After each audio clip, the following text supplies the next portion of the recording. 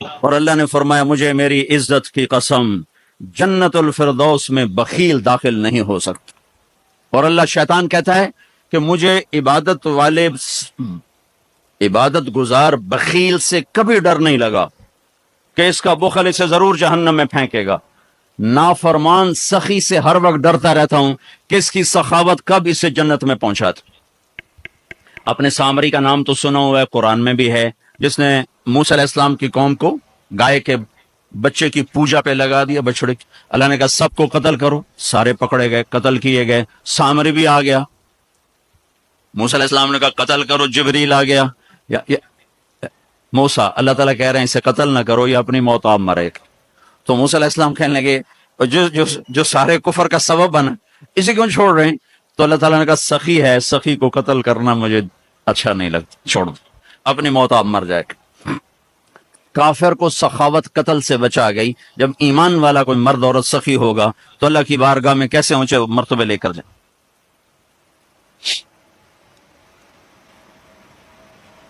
تو اپنے اوپر خرچ کرو وسعت کے مطابق، اللہ نے روکا نہیں ہے، منع نہیں کیا ہے، منع نہیں کیا ہے، لیکن غریب کو بھی یاد کرو۔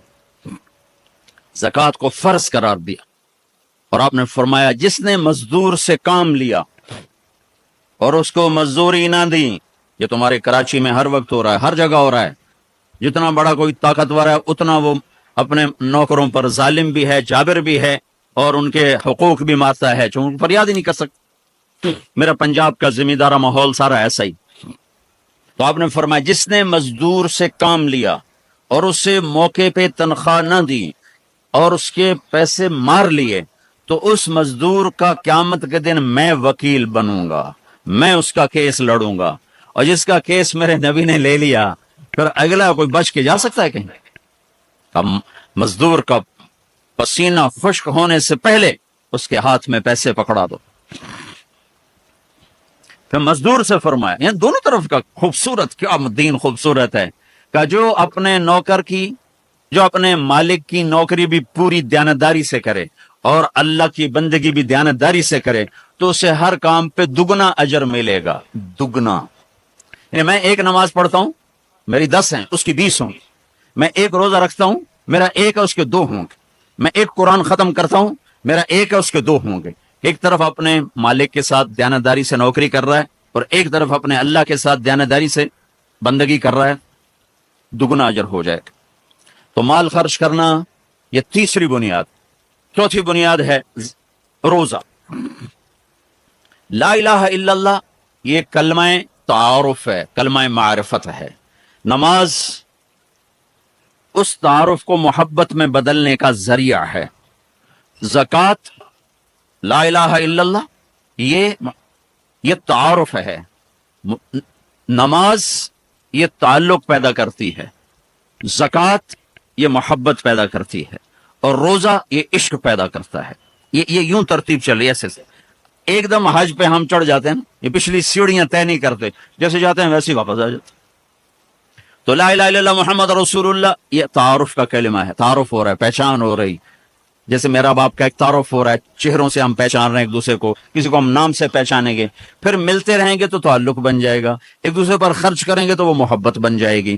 تو لا الہ الا اللہ محمد رسول اللہ یہ کلمہ معرفت ہے، پہچان۔ نماز اس معرفت کو تعلق میں بدلتی ہے، اور پھر زکوٰۃ اس تعلق کو محبت میں بدلتی ہے۔ پھر محبت کو آگے پروان چڑھا کے عشق تک پہنچانا ہے تو اس کے لیے بھوکا پیاسا رہنا اس کا لازمی امر ہے۔ تو اس کے لیے روزہ رکھا گیا کہ روزے رکھ، اللہ کے لیے بھوکا بھی رہے اور پیاسا بھی رہے۔ اب یہ بھوک اور پیاس مل کر اس کے اندر ایک عشق کی آگ لگاتی ہے، پھر یہ عشق مجبور کرتا ہے کہ محبوب کو دیکھوں تو صحیح، اس کا دیدار تو کروں، اور نہیں تو اس کے گھر کا دیدار کروں، کہیں تو نظر آئے، کہیں تو کوئی آثار دیکھوں۔ تو پھر اس کے لیے بلایا گیا کہ اب آؤ والہانہ عاشقانہ مجنونانہ، چونکہ جو عاشق ہوتا ہے وہ زیب و زینت سے بے نیاز ہوتا ہے، وہ تو دیوانوں کی طرح آتا ہے، لہٰذا کہا بھائی دیوانوں کی شکل بناؤ، ٹوپی اتار دو، خوشبو پھینک دو، کنگھی پھینک دو، کفن پہن لو، جوتا بھی ایسا ہو کہ صرف تمہیں گرمی سے بچائے، سردی سے بچائے، اور آؤ میرے گھر کی طرف۔ کراچی میں کہا تضرعا و خفیہ، مجھے یاد کرنا ہو تو آہستہ آہستہ، شور نہ مچایا کرو.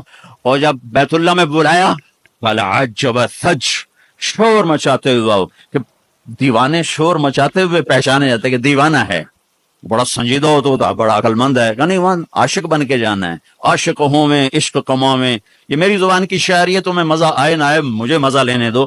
عاشق ہوں میں عشق کما میں، دل رکھیں وانگ پہاڑاں ہو، سہ سہ بدیاں ہزار غلامیں، کر جانے باغ بہاراں ہو. منصور جے چک سولی دیتے، جڑے واقف کل اسراراں ہو. سجدیں سر چائیں نہ باہو، تھوڑے کافر کہن ہزاراں ہو.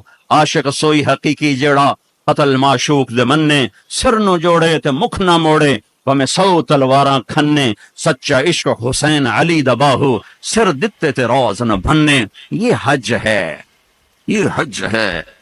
ابا الحب ان یخفا وقد کتمتہ فاصبح عندی قد اناق وطنبا. یہ ایک لڑکی بیت اللہ کا طواف کر رہی تھی اور یہ شعر پڑھ رہی تھی. اذا شد شوقی ہام قلبی بذکرہ وان رمت قربا من حبیبی تقربا. اور جنید بغدادی طواف کر رہے اور ان کے کانوں میں شعر پڑے. اور شعروں کا ظاہر بڑا عجب ہے کہ میں نے تو محبت کو بہت جھٹکے دیے، بہت اپنے آپ کو بچایا، پر عشق نے میرے دل میں ڈیرے ڈال دیے اور خیمے کاٹ دیے، تنابیں کس دیں. مجھے کہیں کا نہ چھوڑا، مجھے کسی کا نہ چھوڑا، میں ایک ہی کی ہو کے رہ گئی. جب اس کا خیال آتا ہے تو میں پاگل ہو جاتی ہوں، جب وہ نظر آتا ہے تو میں ہوش میں آتی ہوں. تو وہ جنید بغدادی کہنے لگے، او لڑکی بیت اللہ میں کیا کہہ رہی. تو اس نے دیکھا اور ہنس پڑی. لولا التقى لم اهجر عن طيب الوطن. کیا سمجھے ہو، میری بات کو غلط سمجھے ہو، مجھے میرے رب کا عشق رات کے اندھیرے میں یہاں لایا، میں کسی اور کی بات نہیں کر رہی. پھر کہنے لگی تم کس کا طواف کر رہے ہو؟ تو جنید کہنے لگے بیت اللہ کا. تو وہ زور سے ہنس پڑی اور یوں آسمان کو دیکھا، کہنے لگی واہ میرے رب، تیرے بھی کیسے دیوانے بندے ہیں جو تجھے چھوڑ کے پتھروں کا طواف کرتے ہیں، جو تجھے چھوڑ کے پتھروں کا طواف کرتے ہیں. جنید فرماتے میں تو بے ہوش ہو کے گر گیا، جب ہوش آیا تو وہ بچی جا چکی تھی. تو لا الہ الا اللہ محمد رسول اللہ پہ محنت تعارف، نماز پہ محنت تعلق، مال کا خرچ کرنا محبت، روزے رکھنا عشق، اور حج پھر وصال ہے، ملاپ ہے، ملاقات ہے. دیکھو نا، کوئی عبادت کی شکل ہی نہیں ہے کہ ایک آدمی ننگے سر ہے، 2 چادریں پہنی ہوئی ہیں اور بیت اللہ میں چکر لگا رہا ہے. بھائی کیا کر رہے ہو؟ کہ اچھے کوٹھے تے چڑھ دیکھا، ابھا دیکھا لمحہ دیکھا، ڈٹھی دل کو دیواں ٹیکاں، سجن ملسم کے مر پوساں. یہ طواف ہے کہ میں تو کبھی دائیں دیکھتی ہوں، کبھی بائیں دیکھتی، کبھی آگے کبھی پیچھے، کہیں میرا محبوب نظر آئے، نہ نظر آئے تو میں مر جاؤں گی، جان کی بازی ہار بیٹھوں گی. میں محبوب کی تلاش تیرے کوچے اس بہانے، مجھے دن سے رات کرنا، کبھی اس سے بات کرنا، کبھی اس سے بات کرنا. حج عشق ہے، وہ ہمیں حاصل نہیں ہوتا ہے، لہذا تھوڑی سی تکلیف آتی. عثمان جی پیسے اتنے لائے نہیں تحقیق کیتا جے تھاڑے نال، کیونکہ وہ تو کھانے پینے کا پروگرام ہے، کھابا پروگرام ہے. کیا بوفے مجھے یاد نہیں آ رہا تھا، بوفے ٹھنڈا ملا ہے. اس کے تو تصور میں ہی نہیں ہے کہ میں کسے ڈھونڈنے آیا ہوں. ایسا تو نہیں حسین بچوں سمیت نیزوں پہ چڑھ گئے تھے. ایک عائشہ بیٹھی کپڑا سی رہی تھی، سوئی گر گئی، تھوڑا سا اندھیرا نظر نہیں آ رہی. ہمارے نبی کمرے میں انٹر ہوئے تو آپ کے چہرے کے نور سے سوئی چمکنے لگی تو آپ نے سوئی کو اٹھایا ہے. یہ میرے نبی کا ظاہر ہے جو اللہ نے اتنا خوبصورت کر کے بنایا. پھر یہیں ہمیں زندگی کی خوبصورتی بھی ملی کہ زندگی خوبصورت ہو. زندگی خوبصورت ہوتی ہے رویوں کے ساتھ. پہلا رشتہ خامند اور بیوی ہے، پھر اولاد ہے، پھر آگے رشتے بنتے ہیں، ماں باپ ہیں. یہ سارے رشتے یہ اس زندگی سے بنتے ہیں جو میرے نبی ہمیں سکھا کر گئے. آپ بطور، چونکہ آپ نے باپ تو دیکھا نہیں، ماں کو دیکھا ہے، اور ماں کے ساتھ زیادہ عرصہ نہیں رہے، صرف 6 سال رہے ہیں. تو ماں کے ساتھ کیا ہونا چاہیے؟ ماں کے ساتھ سلوک ہوگا تو ماں دعا دے گی نا. باپ کی خدمت کرو گے تو باپ دعا دے گا نا. آنکھوں میں آنکھیں ڈال کے بات کرو گے تو زندگی، باپ کو تو نیند نہیں آئے گی، ماں کو تو نیند نہیں آئے گی. ماں باپ میں سلوک و اولاد لڑ کے بیٹھی ہو تو ماں باپ کو تو نیند نہیں آئے گی. بیوی بدتمیزی سے بات کرے تو خامند کے نیند اڑ جائے گی، خامند بدتمیزی کرے تو بیوی کی نیند اڑ جائے گی. تو یہ کہاں سے زندگی ملے گی؟ میرے نبی کے دروازے پر جاؤ، وہاں پتہ چلے گا کہ زندگی کیسے گزاری. تو آپ نے اپنی اس تمنا کا اظہار کیا، کاش میری ماں زندہ ہوتی تو میں اس کی ایسی خدمت کرتا. میں عشاء کی نماز کے مصلی پہ کھڑا ہو کر ہاتھ باندھے سورۃ فاتحہ پڑھ رہا تھا، الحمدللہ رب العالمین. ادھر سے میرے گھر سے آواز آتی، محمد. میری ماں مجھے پکارتی، محمد. تو میں نماز توڑ کے کہتا، لبیک یا اماں، ماں جی میں حاضر ہوں، ماں جی میں حاضر ہوں. زندگی کو خوبصورت بنانے کا ماں باپ کے لیے طریقہ کہ اولاد ماں باپ کی آنکھوں کی ٹھنڈک بنے. یہ بچے ہمارا سب سے قیمتی سرمایہ اور انہی پر سب سے بڑا ظلم ہوتا ہے. سب سے بڑا ظلم ہے آج کے ماں باپ کا 3 سال کے بچے کو اسکول ڈالنا. سب سے بڑا ظلم ہے. وہ روتا ہوا جاتا ہے، روتا ہوا آتا ہے، اور ماں باپ سے اس کی محبت کی تار کٹتے جاتے ہیں، کٹتے جاتے ہیں، کٹتے جاتے ہیں. 7ویں سال میں وہ بدتمیز ہوا پڑا ہوتا ہے. اب مائیں پریشان ہیں، بچے بدتمیز ہیں، بچے بدتمیز ہیں، کیونکہ ماں نے گود نہیں دی. جو ٹائم ماں نے دینا تھا وہ دے دیا اسکول کو. اور ہمارے اسکول کاروباری ادارے ہیں، علمی ادارے نہیں ہیں، کاروباری ادارے ہیں. میرے ملک کا یہ روگ ہے کہ یہاں کا وکیل بھی کاروباری ہے، یہاں کا ڈاکٹر بھی تاجر ہے، یہاں کا وکیل بھی تاجر ہے، یہاں کا جج بھی بک جاتا ہے، اور یہاں کا اسکول اور کالج بھی کاروبار ہے. 3 سال کا بچہ جب ماں باپ سے دور ہوتا ہے، روتا ہوا جاتا، روتا ہوا آتا، تو وہ ماں باپ سے دور ہو جاتا ہے. اس کے اندر نفرت پیدا ہونی شروع ہو جاتی. سر اٹھا، جو ہی وہ سر نکالتا ہے تو وہ ماں باپ کا نافرمان ہو جاتا، بدتمیزی کرتا ہے، لڑتا ہے، جھگڑتا ہے، کیونکہ ماں اور باپ نے ٹائم نہیں دیا. اور پھر اس موبائل نے ہماری زندگی، گھر کی زندگی تباہ کر دی ہے کہ بچہ آ کر ماں سے بات کرتا ہے، ماں موبائل کو دیکھ کے بچے سے بات کر رہی ہوتی. وہ باپ سے بات کرتا ہے، وہ اپنے موبائل میں، اور بچے سے بات کرتا ہے. یہ اس بچے کی عزت کو ذبح کر دینے والی بات. آنکھ سے آنکھ ملانا عزت دینا ہے. میرے نبی پاک صلی اللہ تعالی علیہ وسلم کی طرف جب جب کوئی آپ کو بلاتا نا، یا رسول اللہ آپ سے، تو مثلا یہ ہماری مجلس ہے، ادھر بھی لوگ ہیں، ادھر بھی لوگ ہیں. اب مجھے کوئی ادھر سے بلائے تو میری تو اتنی گردن مڑے گی، کوئی ادھر سے بلائے میری اتنی گردن مڑے گی. لیکن میرے نبی پاک صلی اللہ علیہ وسلم کو ادھر سے جب کوئی آواز دیتا، یا رسول اللہ، تو اب یوں نہیں کرتے تھے، ہاں جی 10 کی گل ہے. اب پورا یوں کرتے تھے ایسے. بولو میرے بھائی کیا بات. سبحان اللہ، اللہ اکبر.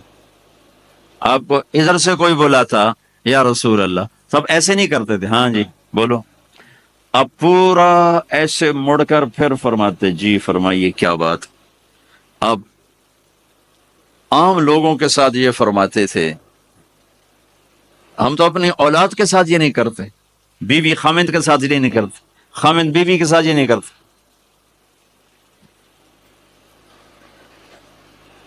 تو وہ ایک گیپ پیدا ہو جاتا ہے، ایک فاصلہ پیدا ہو جاتا ہے. تو میرے نبی نے بتایا کہ ماں باپ کے ساتھ کیا کرنا ہے. کہ میری ماں ہوتی تو میں نماز ہی توڑ دیتا اس کے لیے. حج کا سفر، 70,000 کا مجمع تقریباً جمع ہو چکا ہے ابوا پہنچتے پہنچتے، اور آپ ایک دم اونٹنی کا رخ مرو پہاڑوں میں چلے گئے. میری زندگی سفروں میں گزری ہے، ان میں خوبصورت ترین سفر میرا وہ ہے جو میں نے حضرت اماں آمنہ کی قبر پہ حاضری تھی. پہاڑوں کے اندر آپ اندر تشریف لے گئے، مجمع بھی ساتھ ہو گیا، کدھر جا رہے ہیں، اونٹنی کو بٹھایا. پہاڑ ہے کوئی 40-50 فٹ اونچا، اس کے اوپر قدرتی ایسے ایک پلین بنا ہوا ہے جیسے اللہ نے پہلے سے سنبھال کے رکھا ہوا. اب تو انہوں نے قبر کا نشان مٹا دیا ہے. تو ماں کی قبر کے سرہانے تشریف لے گئے، اور گھٹنے اٹھائے, ہاتھ یہاں رکھے اور سر گھٹنوں میں دیا ایسے. یہ پوزیشن ہے چھوٹے بچے کے رونے کی. جب وہ رونا چاہتا ہے تو پھر اپنے پاؤں اٹھا کر یوں کر دیتا ہے. پھر اس کے بعد آپ ایک معصوم بچے کی طرح روئے, اور اتنا روئے کہ آپ کی ساری داڑھی آنسوں سے تر ہو گیا, آپ کا احرام تر ہو گیا, اور اپریل کی دھوپ تھی. اور آپ نے فرمایا میں آج رات یہیں قیام کروں گا. میں وہاں گیا ہوں, وہاں 2 آدمی نہیں ٹھہر سکتے. میرے نبی نے کہا میں یہیں ٹھہروں گا. آگے کوئی 6-7 میل دور انتظام تھا حاجیوں کے اس قافلے کے ٹھہرنے کا. کچھ لوگ چلے گئے ہوں گے, لیکن آپ نے وہ رات اپنی ماں کے سرہانے گزاری. اور میں جب وہاں پہنچا تو مجھے چونکہ سیرت پڑھی تھی تو مجھے چشم تصور میں وہ نظر آ رہا تھا. حضرت آمنہ کی عمر صرف 25 برس تھی, اور ہارٹ اٹیک ہوا اچانک. بولا نہیں جا رہا, اور اللہ کے نبی ماں کو دیکھ کے گھبرا رہے ہیں کہ کیا ہوا, 6 سال کا بچہ پہلی موت دیکھ رہا ہے, وہ بھی ماں کی. تو مجھے ہارٹ اٹیک ہوا تو بولا نہیں جاتا. بلا رہے ہیں, بولا نہیں جا رہا, آواز نہیں نکل رہی. تو بلا رہے ہیں, ام ایمن بھی ساتھ ہے, آواز نہیں نکل رہی. لیکن بجھنے سے پہلے شمع کے جو بھڑکتی ہے 2 لفظ بولے, کلو حی میت و کلو جدید بال وقد ولدت طہرا. میرے بچے, ہر جوانی ڈھلتی ہے اور ہر زندگی موت کا نوالا بنتی ہے. مجھے لگتا ہے میرا وقت آ گیا ہے, لیکن میں ایک ایسے بچے کو چھوڑ کے جا رہی ہوں جو ساری دنیا کو پاک کر دے. پاکیزہ چھوڑ کے جا رہے ہیں. تو پتھروں میں ہی دبایا, کوئی کھودنے کا تو انتظام ہی نہیں تھا. تو جب پہاڑ سے نیچے اترے تو اللہ کے نبی نے ایک دم ہاتھ چھڑایا, دوڑ لگائی, اور پھر پہاڑ پہ چڑھ گئے. تو ام ایمن آپ کی ماں ہے, دودھ پلا. 8 عورتوں نے میرے نبی کو دودھ پلا, ان میں ایک ام ایمن بھی. وہ جب پیچھے گئیں تو ایسا منظر تھا جس کو دیکھ کر شاید زمین بھی رو رہی ہوگی اور آسمان بھی اور ابوا کے پہاڑ بھی. آپ ماں کی قبر پر ایسے لپٹے ہوئے تھے اپنے سینے کو پتھروں کے ساتھ, اور یوں دونوں ہاتھوں سے پتھر لیے ہوئے تھے. جب آپ ام ایمن قریب آئیں تو آپ سنا تو آپ فرما رہے تھے, ماں جی آپ کے سوا تو میرا کوئی نہ تھا, آپ بھی مجھے چھوڑ کے چلی گئیں, میرے لیے آپ کس کی گود ہے. تو ام ایمن رضی اللہ عنہ نے اٹھانا چاہ کے, بیٹا اٹھو, تو آپ نے انکار کر دیا. تو میں نے کھینچ کے نیچے لائیں اور زبردستی لائیں اور اونٹنی پر بٹھایا, اور آگے 2 راتوں کا سفر تھا. وہ سب میرے نبی کے خاموش آنسوؤں سے آپ کا گریبان تر ہوتا گیا. اور آگے نہ کوئی خالہ ہے, نہ کوئی اور. بس رمضان کی سب سے بڑی تیاری کیا ہے کہ اپنے دلوں کو صاف کر لو پہلے سے, کہ جس دل میں نفرت ہو, بغض ہو, کسی کے لیے غصہ ہو, کسی کے لیے کیا کیا جذبے ہوں, دل صاف کرنا. ہمارے گھروں میں روزانہ جھاڑو ہوتا ہے, یہاں مدرسے میں روزانہ صفائی ہوتی کہ نہیں ہوتی؟ کیونکہ دنیا کی اصل گندگی ہے, تو جھاڑو ہاتھ سے نہیں چھوٹ سکتا. حرم شریف میں دیکھا کیسے چاروں طرف خدام پھر رہے ہوتے ہیں برش لے کر. تو دل پہ غبار ایسے آتا ہے جیسے صحن میں غبار آتا ہے. دل پہ گندگی ایسے آتی ہے جیسے صحن میں آتی ہے. تو ہم نے نظام بنایا ہوا ہے, لوگ وہ کر رہے ہیں, وہ روزانہ جھاڑو دیتے ہیں. تمہارا دل ایک آنگن ہے, ایک صحن ہے, اس میں بغض, نفرت, حسد, پتہ نہیں کیا کیا گندگیاں آئیں گی اور آتی رہیں گی. بچوں ایک کام کرو, جھاڑو پکڑ لو, صاف کرو. یا اللہ معاملہ تجھ سے کرنا ہے, لوگوں سے نہیں.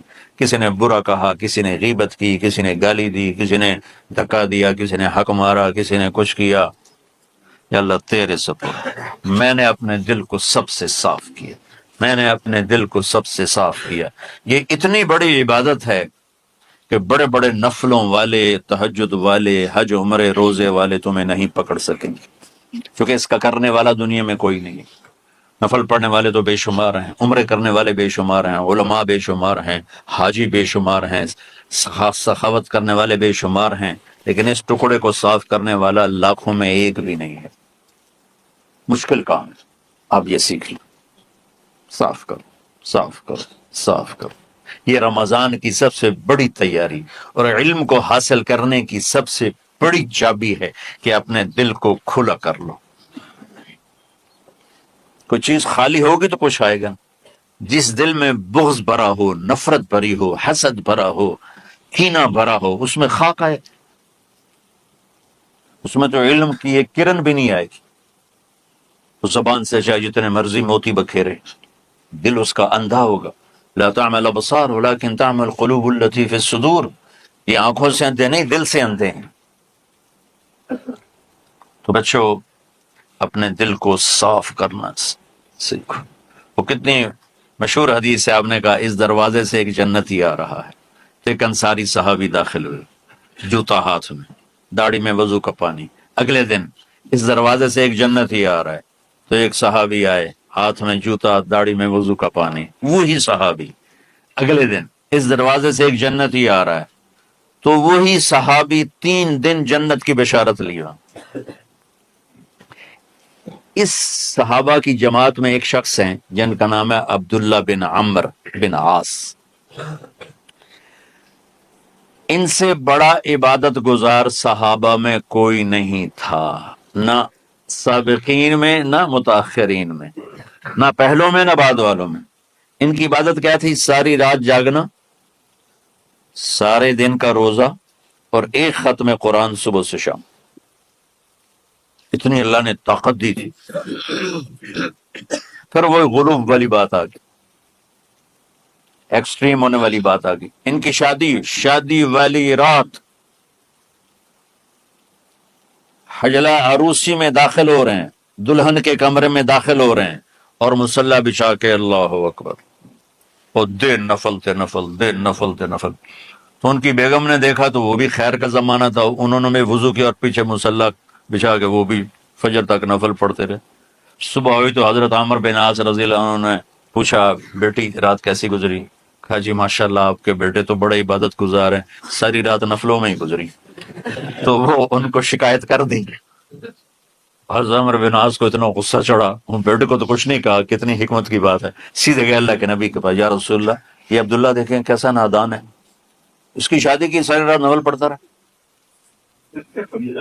تو آپ کہتے ہیں ماشاءاللہ ماشاءاللہ کتنی بڑی بات ہے، نفلوں میں گزر گئی، رات بھی نفلوں میں گزر گئی۔ تو آپ نے حضرت عبداللہ بن عمر کو بلا کے ڈانٹا کہ تو نے مہینے میں 3 دن روزے رکھنے ہیں، بس اس سے زیادہ نہیں رکھنے، اور ہفتے میں 1 قرآن ختم کرنا ہے۔ کہا یا رسول اللہ میرے اندر طاقت زیادہ ہے۔ پھر اچھا 15 دن روزے رکھنے ہیں، کہ نہیں میرے اندر طاقت زیادہ ہے۔ آپ اس کو تھوڑا تھوڑا کر کے گھٹاتے رہے، اور وہ ہر دفعہ نہیں یا رسول اللہ میرے اندر طاقت زیادہ ہے۔ تو آخر میں آپ نے کہا اچھا چلو 100 میں داؤدی پہ آ جاؤ، 1 دن روزہ رکھو، 1 دن افطار کرو، اور 3 دن سے پہلے قرآن ختم نہیں کرنا۔ تو آپ نے اس کو پیچھے کیا۔ یہ بیٹھے تھے اس محفل میں، ان کے دل میں آیا کیا یہ بزرگ مجھ سے زیادہ عبادت کرتا؟ رات میں ساری جاگتا ہوں، دن روزہ رکھتا ہوں، 1 ختم کرتا ہوں، تو جنت کی بشارت تو مجھے ملنی چاہیے تھی، ان کو کیسے مل رہی؟ یہ کسی کتاب میں نہیں لکھا کہ یہ ان کا جذبہ تھا، لیکن جو کہ میں ان کی سیرت کو جانتا ہوں تو مجھے خیال آتا ہے کہ ان کی نفسیات میں یہ بات آئی ہوگی، چونکہ صرف انہیں کو خیال آیا کہ میں جا کے دیکھتا ہوں کہ یہ بزرگ کیا کرتے ہیں۔ تو ان کے پاس پہنچ گئے، چاچا ذرا، وہ ادھیڑ عمر تھے، چاچا وہ میرے ابا تھوڑے ناراض ہیں، کچھ دن آپ کے پاس گزارنا کا، بیٹا بسم اللہ آ جاؤ۔ اب رات ہوتے ہی عشاء کی نماز پڑھ کے انہوں نے جلدی سے چادر اوپر لی اور یوں سرا کر کے ان چاچا کو دیکھنے لگے ایسے کر کہ اب یہ کیا ساری رات سجدہ کرے گا، اور ساری رات روتے روتے روتے روتے مسلح گیلا ہو جائے گا، یا ساری رات رکوع کرے گا، ساری رات قیام کرے گا، ساری رات قرآن پڑھے گا، اس تصور سے یوں دیکھ رہے۔ اور وہ بزرگ صحابی تشریف لائے، سرانے پہ سر رکھا، اللہم بسمک اموت و احیا، ہو گئے۔ اب یہ دیکھ رہے ہیں ابھی اٹھیں گے، ابھی اٹھیں گے، ابھی اٹھیں گے، اٹھے نا، فجر کی اذان پہ اٹھے۔ اب یہ تو حیران پریشان ہو گئے، یہ کیا ہو؟ اس زمانے میں تو منافق تہجد نہیں چھوڑتے تھے ڈر کے مارے کہ پتہ نہ چل جائے ہمارے کفر کا۔ تو یہ چاچا جنت بھی لے گیا تو ستا بھی پیا کہ چلو کل دیکھوں گا. اگلی رات پھر چادر سر پہ کر کے یوں سوراخ کر کے بیٹھ لیٹے ہوئے اور دیکھ رہے. چاچا پھر تشریف لے اور سرانے پہ سر رکھ اللہ بسم کا منہ تو واہیا ہو گئے. فجر کی اذان پہ اٹھے. یہ اور پریشان ہو گئے کہ میرا نبی کا فرمان تو سچا ہے, اس میں تو شک بھی کفر ہے, لیکن عمل کیا ہے جس پر اس کو جنت کی بشارت ملی؟ 2 رکعت نفل بھی نہیں. اور آج کے دور میں تم میں سے ماشاءاللہ اکثر بچے تہجد پڑھتے ہیں کہ 1 رات اور دیکھوں گا. اللہ بسم کا منہ تو ساری رات. تو تیسری رات پھٹ پڑے عبداللہ بن عمر, کہیں گے چاچا میری ابا سے کوئی لڑائی نہیں تھی, 3 دن میں تیرے بارے میں سنتا رہا, جنتی جنتی جنتی. میں دیکھنے آیا تھا کہ آپ کیا کرتے ہیں, آپ تو کچھ بھی نہیں کرتے ہو, ساری رات سوتے رہتے ہو, آپ کیا کرتے ہو؟ میں نے کہا بیٹا یہی ہے جو تم نے دیکھا ہے. اب ان کو سمجھ میں نہیں آ رہا کہ یہ جوڑ کیسے بٹھاؤں, ادھر جنت کی بشارت, ادھر ساری رات خراٹے. اب یہ اس میں جوڑ کیسے بٹھاؤں, کیونکہ نبی کی بات تو غلط ہو نہیں سکتی. تو اب وہ نا ایسے نا بڑے بے دل سے ہو کر واپس مڑے, پتہ نہیں کی چکر ہوئے گی کوئی گل. جب وہ دروازے تک پہنچے تو کہنے لگے بیٹا ادھر آنا. واپس آ گئے. کہا میں تمہیں اصل راز کی بات بتاتا ہوں. کیا کیا؟ تو یہاں ہاتھ رکھا کہ یہ جو دل ہے نا, اس میں کسی انسان کی نفرت نہیں ہے.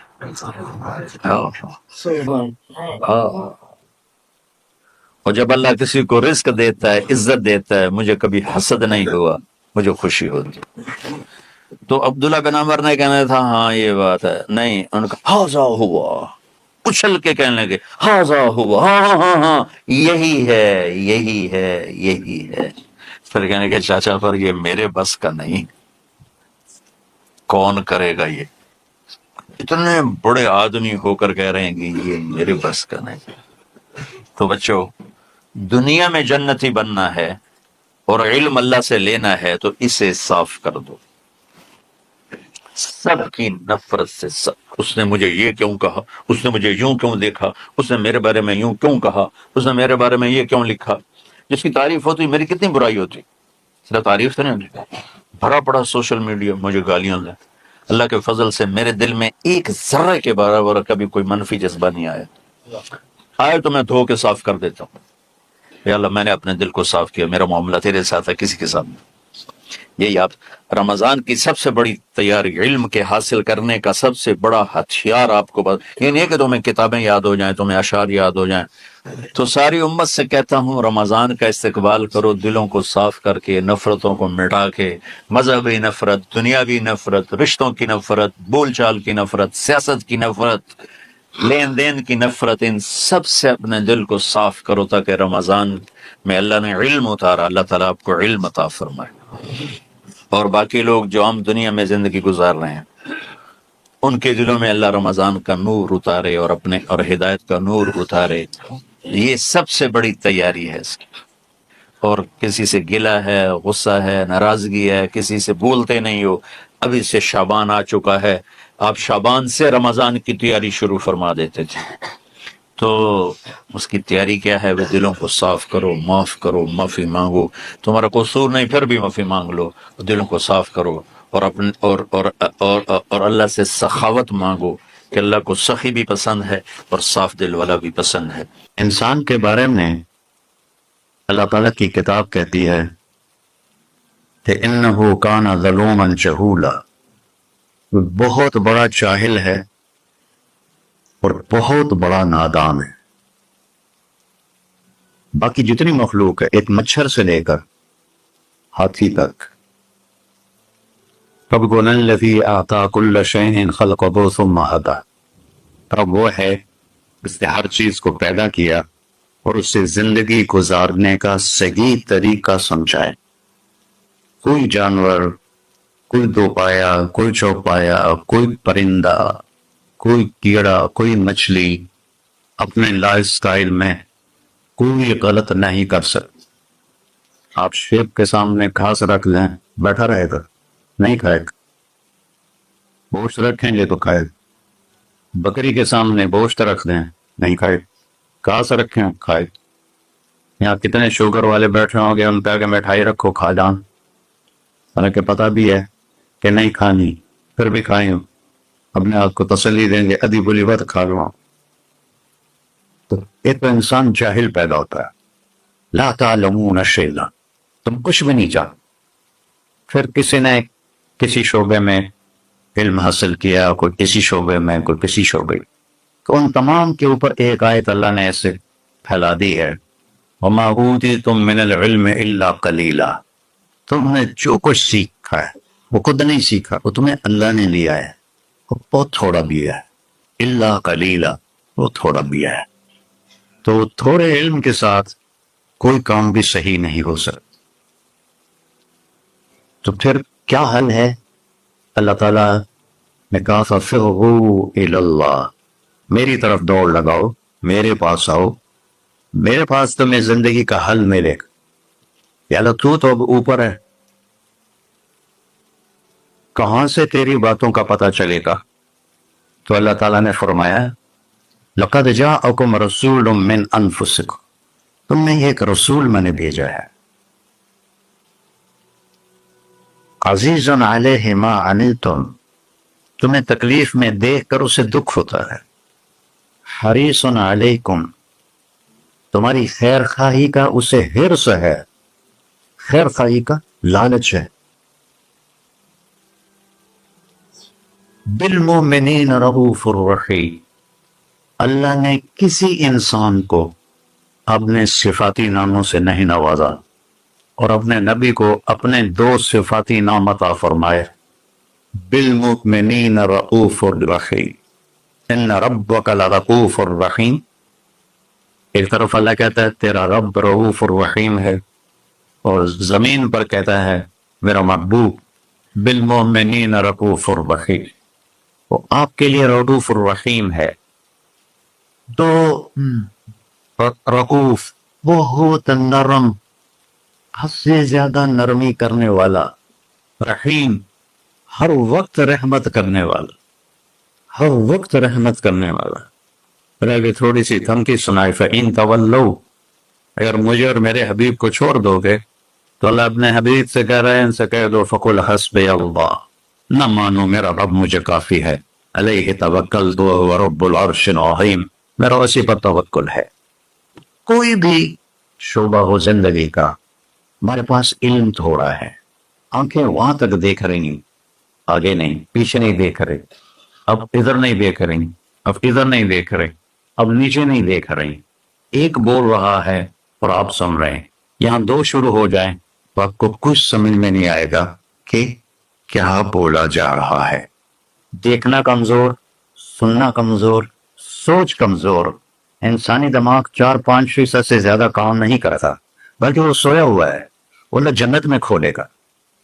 تو ہماری سوچ ایک وقت میں دو چیزیں نہیں سوچ سکتے، ایک وقت میں دو چیزوں پر غور نہیں کر سکتے، تو لہذا فَفِرُّوا إِلَى اللَّهِ، اللہ کی طرف دوڑو۔ اللہ کی طرف دوڑنے کا اللہ نے سورہ نساء میں کہا فَلَا وَرَبِّكَ لَا يُؤْمِنُونَ حَتَّى يُحَكِّمُوكَ فِيمَا شَجَرَ بَيْنَهُمْ، میرے محبوب یہ پہلی قسم ہے قرآن کی، جو قرآن میں قسمیں ہیں، سورہ نساء پہلی قسم ہے، اور اتنا اس میں اظہار محبت ہے جس کو کسی بھی زبان میں منتقل نہیں کیا جا سکتا۔ میں کوشش کرتا ہوں تھوڑا واضح کرنے۔ قسم کھانے والا خود رب ہے، خود آپ ہے، اور کیا کہہ رہا ہے؟ مجھے آپ کے رب کی قسم۔ اس سے لگتا ہے کہ قسم کھانے والا رب کوئی اور ہے اور رب محمد کوئی اور ہے۔ عربی میں جب اظہار محبت کو پیک پہ پہنچایا جائے، جس کے آگے اوپر کوئی چوٹی نہ ہو ہمالیہ کی طرح، تو وہاں یہ تکلم کا سلیقہ اور طریقہ ہوتا ہے جس کو اللہ نے صرف اپنے حبیب کے لیے استعمال کیا، فَلَا وَرَبِّكَ، مجھے آپ کے رب کی قسم۔ سبحان نہیں، میں اس کو جو محسوس کر رہا ہوں وہ میں آپ کو بتا نہیں سکتا ہوں. جب اللہ نے مجھے عربی پڑھنے کی توفیق نصیب فرمائی، کہاں گورنمنٹ کالج اور کہاں گانا بجانا، کہاں اللہ نے راستہ موڑ دی. تو یہاں اتنا اظہار محبت ہے جس کو سمیٹا نہیں جا سکتا. تو اس کے بعد فلا و رب، مجھے آپ کے رب کی قسم. اللہ اپنی قسم کیسے اٹھا رہا ہے؟ اپنے نبی سے جوڑ کر. مجھے آپ کے رب کی قسم. یہ آباد والوں کو بتا دو، جب تک آپ کی غلامی نہیں کریں گے میرے نظروں میں کوئی حیثیت نہیں ہے. شاید برج خلیفہ سے بھی بڑا ٹاور بنا دے، کوئی حیثیت نہیں. یہاں حیثیت کا سکہ محمدیت پر ہے، نہ کہ پیسے پر، نہ کہ شکل و صورت پر، نہ کہ کسی اور نسبت پر. ایک ہی سکہ ہے، وہ ہے محمد و رسول. جب ہمارے نبی تشریف لے گئے معراج تو آپ نے عرض کی، یا اللہ اتخذ ابراہیم خلیلا وموسیٰ کلیما وعلمت لداود الحدید وسخرت لسلیمان الریاح واحییت لعیسی الموتى فماذا جعلت لی. یا اللہ، یہ معراج موسیٰ علیہ السلام نے کہا ارنی انظر الیک، تھوڑا اپنا نظارہ تو کرا دے. تو اللہ تعالیٰ نے کہا لن ترانی موسیٰ، تیرے بس کا نہیں ہے. موسیٰ علیہ السلام لاڈلے نبی تھے، ہمارے نبی نے فرمائے وہ اللہ سے ضد کر لیتے تھے کہ نہیں ایک باری تو دیکھنا ہے. کہا اچھا ٹھیک، میں پہاڑ پہ تجلی ڈالتا ہوں، وہ کھڑا رہے گا تو بھی دیکھ لے. فلما تجلی ربہ للجبل، اب یہ عرش کے اوپر سے تجلی آئی ہے، پہاڑ پہ پڑی ہے. جعلہ دکا، پہاڑ ریت بن گیا. وخر موسیٰ صاعقہ، اور موسیٰ علیہ السلام بے ہوش ہو کے یہ گئے. پتہ نہیں کتنی دیر پڑے گئے. ہوش میں تو کہنے یا اللہ میری توبہ ہوں میں نہیں آتا. اور یہاں سارے پردے ہٹا کر اللہ اور محبوب آمنے سامنے، اور وہ انہی آنکھوں سے دیکھ. جنت میں اللہ نئی آنکھ دے گا جس سے ہم اللہ کو دیکھیں گے، نئے کان دے گا جس سے ہم اللہ کی سنیں. میرے محبوب تو اسی دنیاوی آنکھوں سے اپنے اللہ کو ایسے دیکھ رہے ہیں. اور میرا رب کیا پروٹوکول دے رہا ہے. آپ لوگوں کے کیا پروٹوکول ہے؟ آج جھنڈے ہوتے ہیں، کل جیل ہوندی. تو میرا رب کہہ رہا ہے السلام علیک ایھا النبی ورحمۃ اللہ وبرکاتہ. کیا سلام پیش کیا ہے میرے اللہ نے اپنے بندے کو. عبد ہے، عبدہ ورسولہ. عطیات میں پڑھتے ہیں واشہد ان محمدا عبدہ ورسولہ، اللہ کے بندے ہیں، رسول ہیں. اللہ کہہ رہا ہے السلام علیک ایھا النبی، اے عزت والے نبی، ایھا نبی، ورحمۃ اللہ، میری رحمت، وبرکاتہ، اور میری برکتیں. اور میرے ماں، اگر اللہ، حدیث میں آتا ہے اگر اللہ ایک تجلی پوری کائنات پہ ڈال دے عرش سے لے کر نیچے تک، تو جتنی یونیورس ہے، صرف دنیا نہیں، جتنی یونیورس ہے جل کے راکھ ہو جائے گی، راکھ ہو جائے گی. اور جو آج تک ناسا والوں نے ڈھونڈا ہے وہ 3% ڈھونڈا ہے، 97% بلیک ہے. اس کی ناسا کی رپورٹ ہے، غلط ہے یا صحیح ہے انہیں کے ذمے میں. یہاں سے جہاز اڑے روشنی کی رفتار 3 لاکھ کلومیٹر فی سیکنڈ، 3 لاکھ کلومیٹر فی سیکنڈ اڑے، اور یہاں تک 90 ارب سال پڑتا رہے تو یہ 3% کور ہوگا. تو جو 97% ہے کو نظر ہی نہیں آتا ہے. تو میرے نبی نے فرمایا کل کائنات جل کے راکھ ہو جائے گی. اور میرے رب نے پردہ ہٹایا تو اپنے حبیب کو اپنا آپ دکھایا. وہ انہیں دیکھ رہے ہیں، یہ انہیں دیکھ رہے ہیں. ہوش و حواس میں بات ہو رہی ہے. اتنی بڑی ہستی کو چھوڑ کر آپ لوگ یا میں کیسے صحیح راستے پہ چل سکتے، جن کا علم کی انتہا ہے اللہ، اور جس نے اللہ کو دیکھ لیا ہو اس کے علم کو کوئی پہنچ سکتا ہے؟ پھر آپ نے فرمایا جیسے میں آگے دیکھتا ہوں میں پیچھے بھی دیکھتا ہوں. اللہ مجھے پیچھے بھی دکھا تھا، آگے بھی دکھا تھا. اب نماز پڑھا رہے تھے، نماز چلنا شروع کر دیا. چلتے چلتے چلتے دیوار کے ساتھ کھڑے ہو. آپ کے زمانے میں محراب نہیں ہوتا.